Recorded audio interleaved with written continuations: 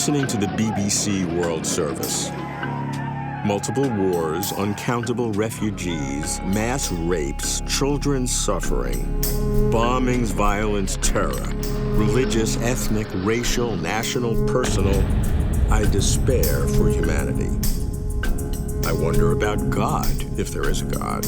How on earth could God be reconciled with massive, monstrous evil? I've heard the arguments. Why an all-powerful, all-knowing, and all-good God is not responsible for evil. Blame free will.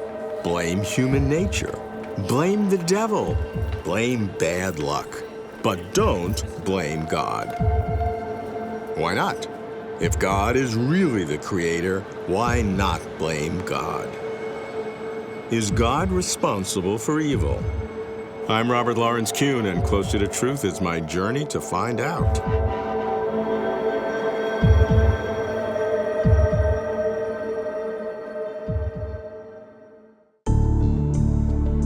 If I am a believer, evil is the evidence by which I should test my belief. And if I'm a non-believer, evil is the evidence by which I may affirm my non-belief. For theists, the problem of evil is to explain how the traditional God can coexist with the enormity of evil. For atheists, the argument from evil is to show how the reality of evil undermines the traditional God. Me, I've wavered over the years. Now, even as miseries mount, I'm ready for another go. I begin by giving the test of evil to a young theistic philosopher, Rutgers' Dean Zimmerman. Dean, you believe in God, and if you can give me an argument with why evil is necessary, I gotta hear how you can defend why so much evil is so necessary. I can say something about why some evil might be necessary. We can see reasons why there would be some ignorance, some weakness of will, some pain and struggle. All of these things can serve purposes that you couldn't get without them. The question, why so much, is, I think, a different and much, much harder question. I've been through many struggles, and I've grown by them, so I can appreciate that those were necessary for character building, for courage, for persistence, and all sorts of things. But those are not so much evil. But when you deal with evil, I mean, we can talk about children who die from pain or torture without any redemption whatsoever. I think anyone who believes in a good God who's behind this world has got to think that the world is much bigger than it appears to be, and in ways that we don't understand. Now, maybe we can begin to grasp it by thinking about the fact that God suffers along with us. But I think ultimately that kind of suffering remains terribly mysterious and has to be counted as good reasons why people don't believe in God. For God to suffer, if I'm suffering, or when children die from cancers or tortures or war, it doesn't seem like an all-powerful God. It seems like a sympathetic God. Is that what the world is, or must you not have to postulate some sort of an afterlife in order to make the whole thing make sense? I would agree with that. Without an afterlife, we can't even begin to make sense of bad things that seem to happen with no payoff, so to speak. One thing that may help somewhat is that we can see how in our own lives, very, very bad things can prove to be necessary for very, very good things. Developing genuinely moral virtues of courage, as you say, and so on. These are things that are developed in the course of trial and difficulty. And if God just gave them to us, it would be good, but these wouldn't be distinctively moral virtues. Now, in the case of the child, if you believe in an afterlife, then just as the pain and suffering that I experience can play a role, something that I would not, in the end, wish away from my life, so perhaps the child who suffers at the hands of an evil person may ultimately, in being able to forgive this person and understand that God suffers with them, this may ultimately not be something they would wish away from their life. People are going to say, oh, that's just a pious hope. And I suppose that's what it is. But it's a hope that I hold on to. I appreciate Dean's candor. He has a hope, not an answer. To honest theists, there's no facile answer to the problem of evil. More a sense that there's got to be more to the story, and a realization or a rationalization that God must make a happy ending. But when faced with animal suffering, Dean hesitates. Animals are sentient creatures who live and die in a never-ending food chain of pain and suffering. When theists try to explain evil done to animals, they must deal with evolution. I ask a theistic philosopher who uses the Darwinian model for exploring science and religion, Holmes Rolston III. Holmes, if you believe God exists, why is life such a struggle, particularly in evolution, where you see an enormity of animal suffering, uncountable billions of animals dying horrible deaths? Life is a struggle. One way I often phrase that is to think of a cruciform creation. And as I interpret evolutionary history, that struggle is creative. And you can't have the rich genesis of life on earth without this struggle. You look at an animal, it has legs, ears, teeth, it has eyes. All of those features of life were created in the struggle for adapted fit. I don't think that in a world in which there's no challenge, there can be any creativity.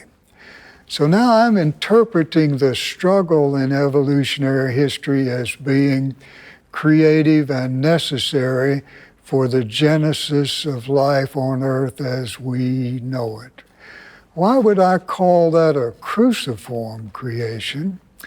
Well, when I read my scriptures, I can start with the Hebrew Bible. The name Israel means he who has struggled with God. So the idea is God's struggle with humans, humans struggling with God in Hebrew history is a prominent and central feature, and it's a creative dimension already in the Hebrew scriptures.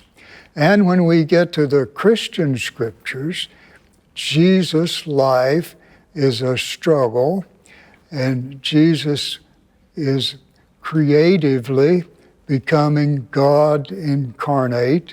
God is struggling to bring about salvation on earth. Now, those kinds of struggle involve struggle against moral evil, struggle against sin, if you like.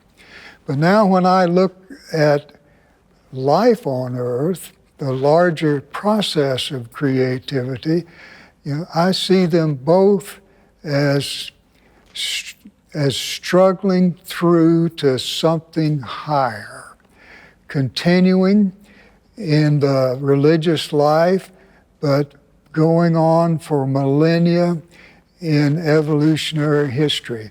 So I would like to think that the way of nature is the way of the cross.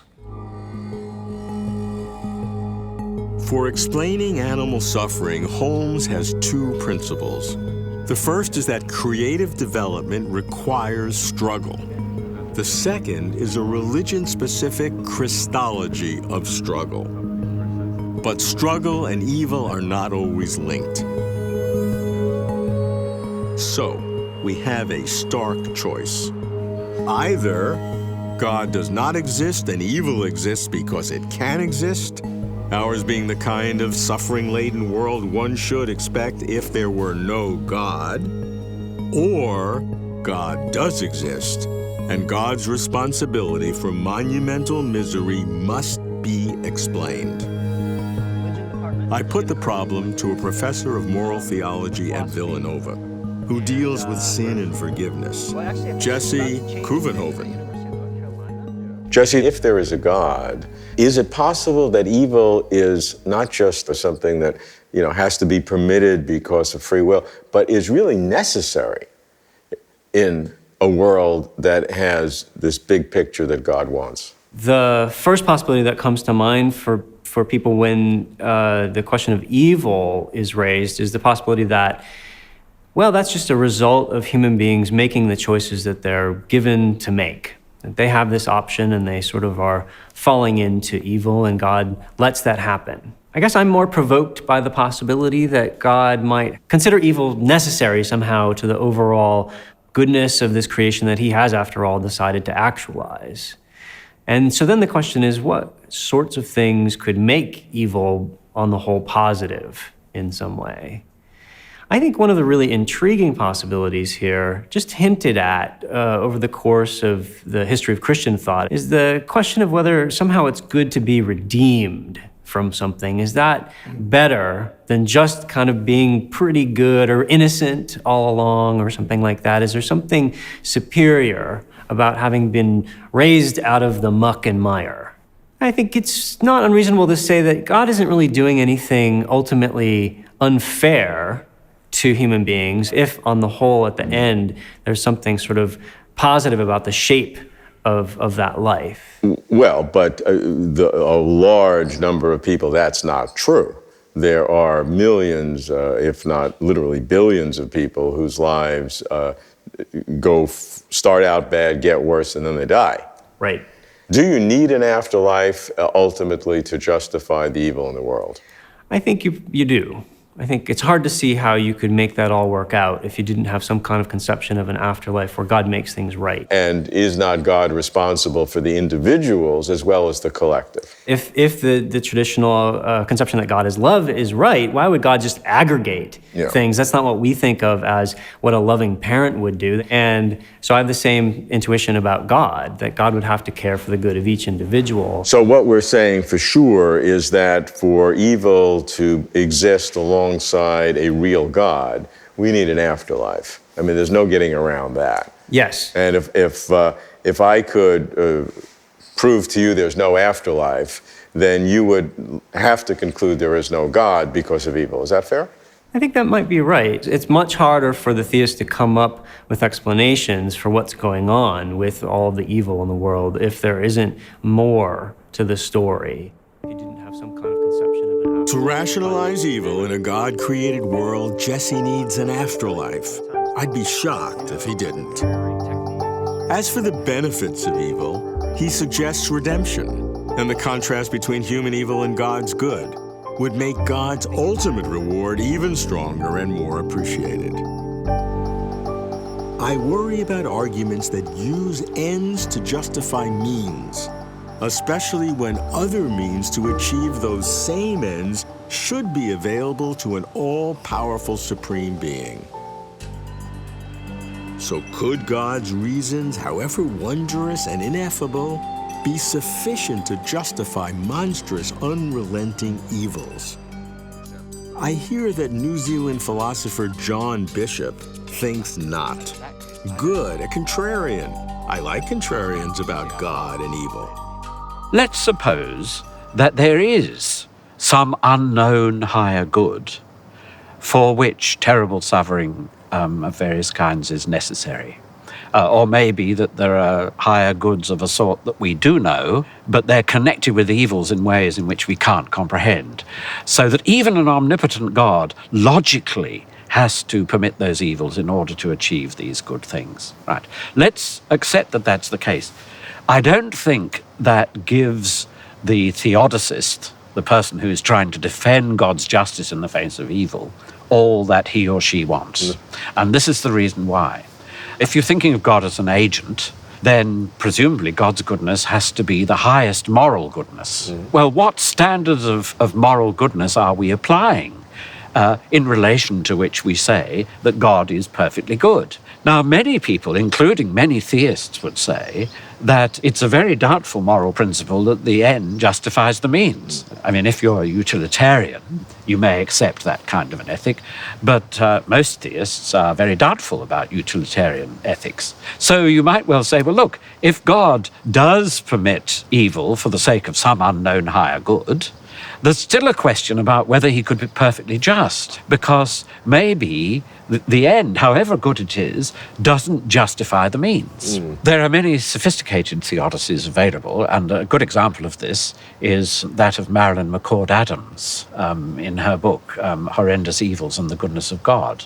And she recognizes that if God is truly good from an ethical point of view, then he must be good to each creature and not merely use that creature's suffering as a means to some higher good. And so she says that God defeats, he doesn't just outweigh evil, he defeats evil by bringing those who participate in evils, not only the sufferers, but also the perpetrators, interestingly enough, into the joy of eternal relationship with him. Now, it's at this point that Ken Persick and I, who have collaborated together on this, come up with a further difficulty, which we think the theodicist needs to face and which we suspect will cause a real problem. That is, allow God as much ability to compensate as you like, and increase the wonder of the ultimate redemption, which justifies it all, as far as you like. Nevertheless, we think there will still be a problem in the kind of overall relationship that God will then have with his created persons, if we think of God as a person. Because if God really is the person who is the original creator of everything, then he is the ultimate cause of all the suffering from which he eventually wonderfully redeems the sufferers. Yes. Right. Yes. And we say, oughtn't you to scratch your head a bit at that point and say, wouldn't God introduce a flaw into his overall relationship with his creatures if he is the one who ultimately caused the suffering from which they were redeemed? Now, of course, we concede that many of these sufferings will have occurred through the free acts of individual But human God beings. set up the system. But God set up the system. That's right. So our view is, we call this a normatively relativized logical argument from evil, because it'll only work if you have our kind of intuition that from the point of view of a relationship ethics, that relationship would not be perfect, and so God would not be perfect. And we think that this is an argument for atheism with respect to that concept of God, but not necessarily for outright atheism, because it may be just a way of showing that perhaps underlying all this discussion of theodicy, there's something wrong with our conception of God in the first place, a conception of God as a supernatural person who is really in control of everything, both the suffering and the ultimate redemption. Perhaps what we need to look for here is some alternative to that concept. John's provocative point is that even if God ultimately makes everyone come out all right, still, because God created the whole system in the first place, God cannot escape culpability for evil. So, either the traditional God is all-powerful and all-good is flawed, or God is wholly responsible for evil. Either God does not exist, or God created evil. I relish the stark choice. Theists do not. Almost every theist protests divining complex solutions or defenses to the problem of evil. God must be protected, theists think, from being contaminated by evil. One theist, at least, thinks differently. The Emeritus Regius Professor of Divinity at Oxford, Keith Ward. First of all, I've got to be blunt and say God does create evil as well as good. I mean, God creates a universe in which evil is an integral part. By evil, I mean there is suffering, there is harm, there is death, there is grief. For you to say that God creates evil is really quite revolutionary. Well, I think it's implicit in all the great theistic traditions. But if you're asking why, there's only one justification for God creating evil. That is, quite simply, that God couldn't create a universe like this with beings like us in it without creating evil. And it's the free will so that we have the ability to be independent agents. It is. It's not just free will, though. It's the whole evolutionary process itself, that we are the product of a very long evolutionary process in which there has been a process of random mutation and the elimination of those which didn't adapt to their environment. And that evolutionary process necessarily involves the extinction of millions and millions of individuals. We are beings who have lust and aggression as well as altruism and benevolence. And these are rooted in our nature. How did they get there? Well, over millions of years in the past of evolutionary development. And people who think, well, the world could have been better and have us in it, I don't think they've thought that through. I mean, a better world would not have us in it. That's it. So God might have created a better world, but the price of that for us is that we wouldn't even exist. Or what your definition of better is. If better is a smooth uniformity, I wouldn't define that as better. You could say that as well. I mean, although the amount of evil and suffering is often horrifying, it's fairly easy to justify some suffering. Yes. And one could show, perhaps, to a certain extent, that a universe without the possibility of suffering and harm and death wouldn't actually be as worthwhile a universe. It's certainly not for creatures like us. I mean, this is where we fit, you might say. So that's the defense. I think it's a defense of inevitability, of necessity. If there are going to be beings like us, we have to have a universe with the suffering and death that exists in this universe. We've made it worse, of course, than it need have been. I think that's also important to say. This is where free will comes in, that human beings actually have made things much worse for each other. Much worse than God pre-thought? Than God wanted them to. A subtle distinction, to be sure. Yeah, I would distinguish between what God wants and what God makes possible.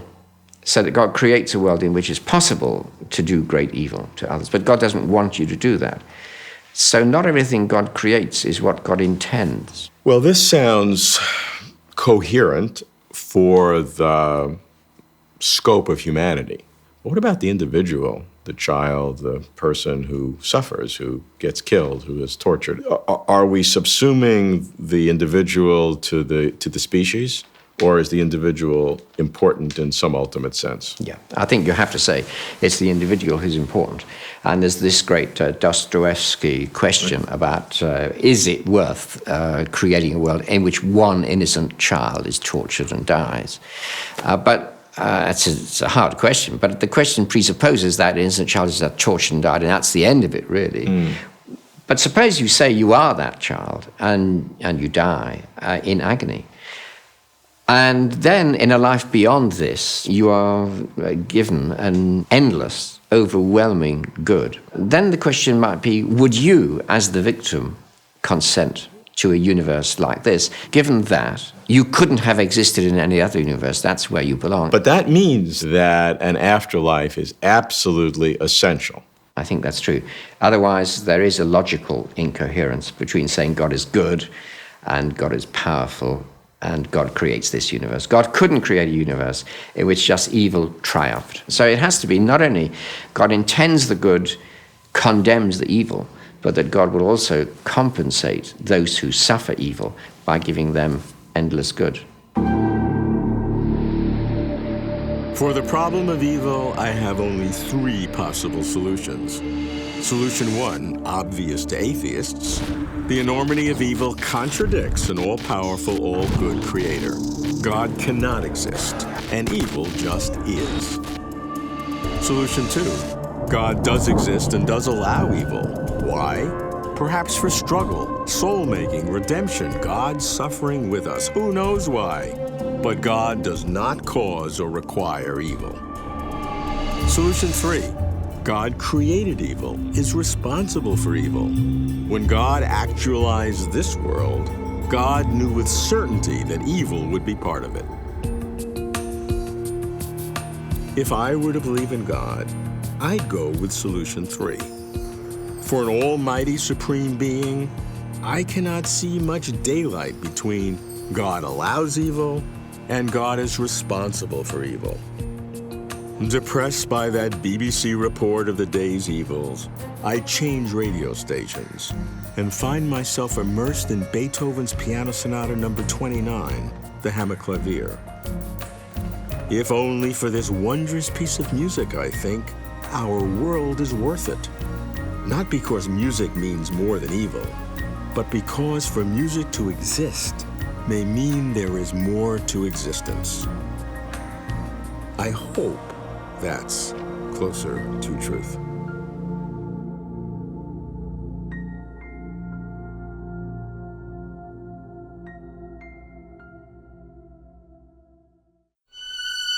For complete interviews and for further information, please visit closertotruth.com.